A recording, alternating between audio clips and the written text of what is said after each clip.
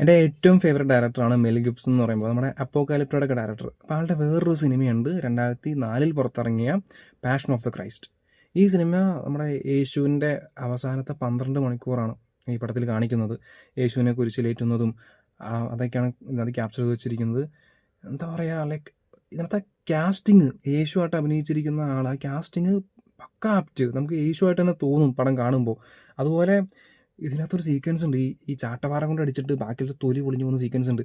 അത് കാണുമ്പോൾ നമുക്ക് ഫീൽ ചെയ്യും, കാരണം അത്രത്തോളം അടിപൊളിയായിട്ടാണ് എൻ്റെ പ്രോസ്തറ്റിക് മേക്കപ്പും കാര്യങ്ങളൊക്കെ യൂസ് ചെയ്തിരിക്കുന്നത്. ഓരോ ഡിപ്പാർട്ട്മെൻറ്റ് വൈസും ഇപ്പോൾ നമുക്ക് അപ്പോകാലിപ്റ്റോ കാണുമ്പോൾ തന്നെ അറിയാം മെൽ ഗിബ്സൺ എന്ന ക്രാഫ്റ്റ്മാനെയും അദ്ദേഹത്തിൻ്റെ കൂടെ വർക്ക് ചെയ്യുന്ന ആ ഒരു ഡിപ്പാർട്ട്മെൻറ്റുകൾ എത്രത്തോളം പാഷനേറ്റൊക്കെ ആയിട്ടായിരിക്കും ഈ പടം വർക്ക് ചെയ്യുന്നത്.